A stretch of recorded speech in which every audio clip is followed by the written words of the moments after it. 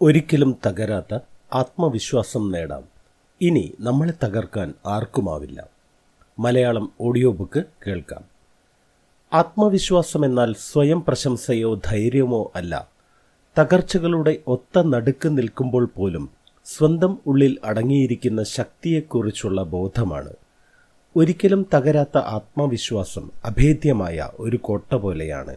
അത് പുറത്തുനിന്നുള്ള വിമർശനങ്ങൾക്കും പരാജയങ്ങൾക്കും മുന്നിൽ തകരാതെ ഉറച്ചു നിൽക്കും.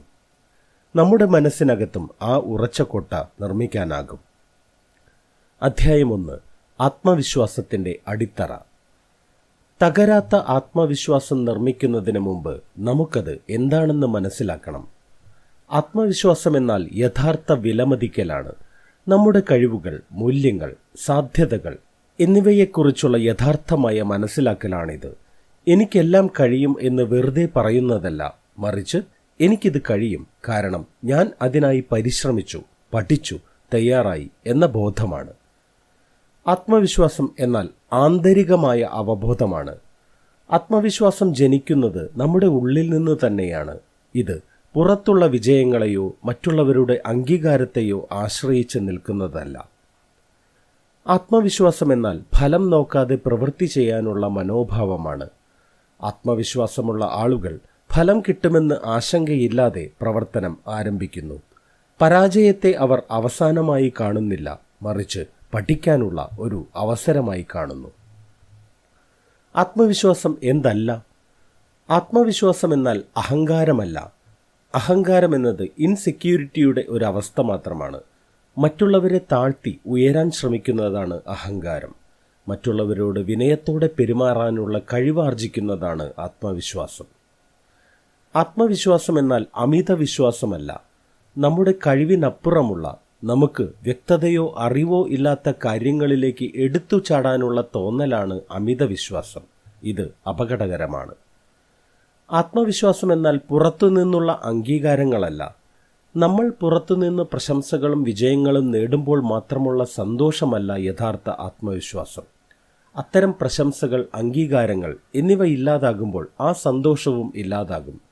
ശരിയായ ആത്മവിശ്വാസം എന്നെന്നും നിലനിൽക്കുന്ന ഒരു മനോഭാവമാണ്. അധ്യായം 2. തകരാത്ത ആത്മവിശ്വാസത്തിൻ്റെ തൂണുകൾ. ഒരു കോട്ടയെപ്പോലെ ആത്മവിശ്വാസത്തിനും ശക്തമായ തൂണുകൾ വേണം. 1. സ്വയം അവബോധം, സെൽഫ് അവെയർനെസ്. തകരാത്ത ആത്മവിശ്വാസത്തിൻ്റെ അടിസ്ഥാനം നമ്മൾ ആരാണെന്ന് അറിയുക എന്നതാണ്. ഇതിൽ 2 വശങ്ങൾ ഉൾപ്പെടുന്നു. ശക്തികൾ അറിയുക. നമുക്ക് എന്ത് നന്നായി ചെയ്യാൻ കഴിയും, നമ്മുടെ പ്രത്യേക കഴിവുകൾ എന്തൊക്കെയാണ്, ഇവയെല്ലാം തിരിച്ചറിയുകയും അവയിൽ ആനന്ദിക്കുകയും ചെയ്യുക. ദൗർബല്യങ്ങളെ അംഗീകരിക്കുക. എല്ലാവർക്കും ദൗർബല്യങ്ങളുണ്ട്. അവ മറച്ചുവെക്കാനോ അവയെക്കുറിച്ചോർത്ത് വിഷമിക്കാനോ നിൽക്കാതെ അവയെ തിരിച്ചറിയുക, അംഗീകരിക്കുക. അവയെ എങ്ങനെ നിയന്ത്രിക്കാം അല്ലെങ്കിൽ മെച്ചപ്പെടുത്താം എന്ന് ചിന്തിക്കുക. ഇത് നമ്മളെ യഥാർത്ഥ ലോകത്ത് ഉറപ്പിച്ചു നിർത്തുന്നു. 2. സ്വയം കരുതൽ, സെൽഫ് കമ്പാഷൻ. നമ്മൾ മറ്റുള്ളവരോട് കാണിക്കുന്ന കരുണ നമ്മളോട് തന്നെ കാണിക്കുന്നതാണ് സ്വയം കരുതൽ. തകരാത്ത ആത്മവിശ്വാസമുള്ള ആളുകൾ തങ്ങളുടെ ഏറ്റവും വലിയ വിമർശകരാകുമെന്ന ധാരണ തെറ്റാണ്. സ്വന്തം തെറ്റുകൾ ക്ഷമിക്കാനും സ്വയം കരുണ കാട്ടാനുമുള്ള മനോഭാവം യഥാർത്ഥ ആത്മവിശ്വാസത്തിൻ്റെ ലക്ഷണമാണ്. പരാജയങ്ങളോടുള്ള സമീപനം. എന്തെങ്കിലും തെറ്റ് സംഭവിച്ചാൽ ഞാനൊരു പരാജയമാണ് എന്നല്ല, ഈ സാഹചര്യത്തിൽ എനിക്ക് തെറ്റ് സംഭവിച്ചു എന്നവർ ചിന്തിക്കുന്നു. വ്യക്തിയെ അല്ല, പ്രവൃത്തിയെയാണ് അവർ ലക്ഷ്യം വെക്കുന്നത്. ഈ സാഹചര്യത്തിൽ എനിക്ക് തെറ്റ് സംഭവിച്ചു, അതിനി ആവർത്തിക്കാതിരിക്കാൻ എനിക്കെന്ത് ചെയ്യാനാകും എന്നാണ് അവർ ചിന്തിക്കുക. സ്വയം ആശ്വാസം നൽകൽ. നമ്മുടെ ഒരു സുഹൃത്തിന് തോൽവി സംഭവിച്ചാൽ നമ്മൾ അവരോട് പറയുന്ന രീതിയിൽ തന്നെ ആത്മവിശ്വാസമുള്ള ആളുകൾ സ്വന്തം മനസ്സിനോട് സംസാരിക്കുന്നു. കുഴപ്പമില്ല, ഇതൊരു പാഠമായി എടുക്കാം, മറ്റൊരു തവണ ശ്രമിക്കാം എന്നാണ് അവർ സ്വന്തം മനസ്സിനോട് പറയുക. 3. കൃത്യമായ വ്യക്തിമൂല്യബോധം, അൺഷേക്കബിൾ സെൽഫ് വർത്ത്. നമ്മുടെ മൂല്യം നമ്മുടെ വിജയങ്ങൾ, ജോലി, സൗന്ദര്യം, അംഗീകാരം, ബാങ്ക് ബാലൻസ് എന്നിവയെ ആശ്രയിച്ച് നിർണ്ണയിക്കപ്പെടുന്ന ഒന്നല്ല. നമ്മൾ ജീവിക്കുന്നു, അതിനാൽ തന്നെ നമുക്ക് മൂല്യമുണ്ട്. ഈ വസ്തുത മാറില്ല. ഇത് ആന്തരികമായി അംഗീകരിക്കുമ്പോൾ ഒരു പദവി നഷ്ടപ്പെടുകയോ ഒരു പരീക്ഷയിൽ തോൽക്കുകയോ ചെയ്താൽ നമ്മുടെ ആത്മവിശ്വാസം തകരില്ല. 4. വളർച്ചാ മനോഭാവം, ഗ്രോത്ത് മൈൻഡ് സെറ്റ്. 2 തരം മനോഭാവങ്ങളുണ്ട്. സ്ഥിര മനോഭാവം അല്ലെങ്കിൽ ഫിക്സ്ഡ് മൈൻഡ് സെറ്റ്. കഴിവുകൾ സ്ഥിരമാണെന്നും മാറ്റാനാവില്ലെന്നും വിശ്വസിക്കുന്നവർ. ഇവർ പരാജയത്തെ ഭയക്കുന്നു. അതുകൊണ്ട് തന്നെ റിസ്ക് എടുക്കാതെ ഇങ്ങനെയൊക്കെ പോയാൽ മതി എന്ന് ഇവർ ചിന്തിക്കുന്നു. വളർച്ചാ മനോഭാവം. ഇവർ തങ്ങളുടെ കഴിവുകൾ പരിശ്രമത്തിലൂടെ വികസിപ്പിക്കാൻ സാധിക്കുന്നവയാണെന്ന് വിശ്വസിക്കുന്നവരാണ്. ഇവർക്ക് പരാജയങ്ങൾ ഒരു ഡേറ്റ മാത്രമാണ്, വളരാനുള്ള ഒരു സൂചനയാണ്. തകരാത്ത ആത്മവിശ്വാസം വളർച്ചാ മനോഭാവത്തിൽ നിന്നാണ് ഉടലെടുക്കുന്നത്. അധ്യായം 3. നമുക്ക് നമ്മുടെ അജയ്യമായ കോട്ട നിർമ്മിക്കാം. തകരാത്ത ആത്മവിശ്വാസം ലഭിക്കാൻ ഈ സിദ്ധാന്തങ്ങൾ മാത്രം പോരാ, പ്രവർത്തനം വേണം. നമുക്ക് ഇന്നു തന്നെ ആരംഭിക്കാവുന്ന പ്രായോഗിക മാർഗങ്ങൾ നോക്കാം. നമ്മുടെ വിജയങ്ങളുടെ ഡയറി സൂക്ഷിക്കാം. വലിയ വിജയങ്ങൾ മാത്രമല്ല, ചെറിയ വിജയങ്ങൾ, നമ്മൾ കണ്ടെത്തിയ പ്രശ്നപരിഹാരങ്ങൾ, നമ്മൾ ധൈര്യം കാട്ടിയ സന്ദർഭങ്ങൾ, നമ്മൾ സഹായിച്ച ആളുകൾ നമുക്കയച്ച നല്ല വാക്കുകൾ വരെ നമ്മുടെ ഡയറിയിൽ എഴുതി സൂക്ഷിക്കാം. നമുക്ക് സങ്കടം തോന്നുന്ന സന്ദർഭങ്ങളിൽ ഈ ഡയറി വായിക്കാം. ഇത് നമ്മളെ നമ്മുടെ യഥാർത്ഥ ശക്തിയെക്കുറിച്ച് ഓർമ്മപ്പെടുത്തുന്നു. സവിശേഷ കഴിവുകൾ വികസിപ്പിക്കാം. ആത്മവിശ്വാസത്തിന് ഏറ്റവും ഫലപ്രദമായ മരുന്ന് പുതിയ കഴിവുകൾ നേടുക എന്നതാണ്. നമ്മുടെ തൊഴിലിൽ നമുക്ക് താൽപ്പര്യമുള്ള വിഷയങ്ങളിൽ ആഴത്തിലുള്ള അറിവ് നേടാം. പബ്ലിക് സ്പീക്കിംഗ്, എഴുത്ത്, ടൈം മാനേജ്മെന്റ് തുടങ്ങിയ സോഫ്റ്റ് സ്കില്ലുകൾ വികസിപ്പിക്കാം. സംഗീതം, കായികം, ചിത്രരചന, പാചകം എന്നിങ്ങനെ വിവിധ മേഖലകളിൽ ഒരു ഹോബി ശീലമാക്കാം. അപ്രതീക്ഷിത സാഹചര്യങ്ങൾക്കായി മുൻകൂട്ടി തയ്യാറെടുക്കാം.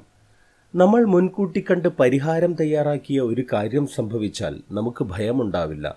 ഒരു പ്രസന്റേഷൻ നടത്തേണ്ടി വന്നാൽ അത് തികച്ചും നന്നായി നടക്കുന്നത് നമ്മുടെ മനസ്സിൽ സങ്കല്പിക്കാം. പക്ഷെ അത് മാത്രമല്ല, എന്തെങ്കിലും തെറ്റിപ്പോയാൽ എന്തു ചെയ്യും എന്നും സങ്കല്പിക്കാം. മൈക്ക് പ്രവർത്തിക്കാതെ പോയാൽ, നമ്മുടെ സ്ലൈഡുകൾ തുറക്കാതെ പോയാൽ, ഈ സാഹചര്യങ്ങൾക്കായി മാനസികമായി തയ്യാറെടുക്കാം. ഇത് നമുക്ക് അപ്രതീക്ഷിത സാഹചര്യങ്ങളെ നേരിടാനുള്ള ആത്മവിശ്വാസം നൽകുന്നു. നമ്മുടെ ആന്തരിക ഭാഷ മാറ്റാം. നമ്മുടെ ആത്മസംവാദം നമ്മുടെ വ്യക്തിത്വത്തെ നിർണ്ണയിക്കുന്നു. എനിക്കിക്കാര്യം ചെയ്യാൻ കഴിയില്ല എന്നതിന് പകരം ഞാൻ ഇക്കാര്യം ചെയ്യാൻ ഇതുവരെ പഠിച്ചിട്ടില്ല എന്ന് പറയാം. എനിക്ക് ഈ കാര്യം ചെയ്യാൻ പേടിയാണ് എന്നതിന് പകരം ഈ കാര്യം ചെയ്യാൻ ഞാൻ എക്സൈറ്റഡ് ആണെന്ന് പറയാം. ഭയത്തിൻ്റെയും ആവേശത്തിൻ്റെയും ശാരീരിക അനുഭവങ്ങൾ ഏതാണ്ട് ഒന്നു തന്നെയാണ്. നമ്മുടെ ശരീരഭാഷ വികസിപ്പിക്കാം. ശരീരഭാഷ ആത്മവിശ്വാസത്തെ ബാധിക്കുക മാത്രമല്ല, മാറ്റുകയും ചെയ്യുന്നു. നിവർന്നു നിൽക്കാം. നേരെ മുഖത്ത് നോക്കി സംസാരിക്കാം. പുഞ്ചിരിക്കാം. മറ്റുള്ളവരെ ശ്രദ്ധാപൂർവം കേൾക്കാം. ഇടയ്ക്ക് കയറി സംസാരിക്കാതിരിക്കാം. ഇത്തരം ചെറിയ മാറ്റങ്ങൾ നമുക്ക് മറ്റുള്ളവർക്കിടയിൽ വലിയൊരു സ്ഥാനം നേടിത്തരും. കംഫർട്ട് സോണിൽ നിന്ന് പുറത്തു കടക്കാം. ആഴ്ചയിൽ ഒരിക്കലോ 2 തവണയോ നമുക്കത്ര കംഫർട്ടല്ലാത്ത എന്തെങ്കിലും ചെയ്യുക. ഒരു പുതിയ ആളോട് സംസാരിക്കാം. ഒരു പുതിയ ക്ലാസ്സിൽ ചേരാം. ഒരു മീറ്റിംഗിൽ നമ്മുടെ അഭിപ്രായം പറയാം. ഇത്തരം ചെറിയ നിയന്ത്രിതമായ അപകട സാധ്യതകൾ എടുക്കുമ്പോൾ നമ്മുടെ കംഫർട്ട് സോൺ വലുതാകുന്നു എന്ന് നമുക്ക് മനസ്സിലാകും. നമ്മുടെ ചുറ്റുപാട് ശുദ്ധീകരിക്കാം. നമ്മുടെ മനസ്സ് നമ്മൾ അതിന് നൽകുന്ന വിവരങ്ങളെ ആശ്രയിച്ചാണ് രൂപപ്പെടുന്നത്. നമുക്ക് ചേരാത്ത ആളുകളെ ഒഴിവാക്കാം. നമ്മളെ താഴ്ത്തിപ്പറയുന്നവരോ നമ്മുടെ സ്വപ്നങ്ങളെ പരിഹസിക്കുന്നവരോ ആയ ആളുകളിൽ നിന്ന് ദൂരം പാലിക്കാം. നമ്മളെ പിന്തുണയ്ക്കുന്നവരും നമ്മുടെ വിജയം കാണാൻ ആഗ്രഹിക്കുന്നവരുമായ ആളുകളുമായി സമയം ചെലവഴിക്കാം. പ്രേരണാത്മകമായ വായന. ആത്മവിശ്വാസം, മനഃശാസ്ത്രം, വ്യക്തിത്വ വികസനം എന്നിവയെക്കുറിച്ചുള്ള പുസ്തകങ്ങൾ വായിക്കാം. വിജയികളായ ആളുകളുടെ ജീവിതകഥകൾ വായിക്കാം. അവരും അസംഖ്യം തകർച്ചകൾ നേരിട്ടവരാണെന്ന് നമുക്ക് മനസ്സിലാകും. അധ്യായം 4.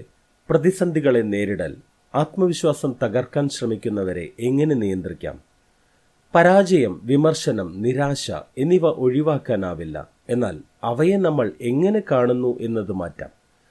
പരാജയം വിജയത്തിലേക്കുള്ള പാതയാണ്. ഓരോ പരാജയവും നമ്മളെ ഒരുപാട് കാര്യങ്ങൾ പഠിപ്പിക്കും.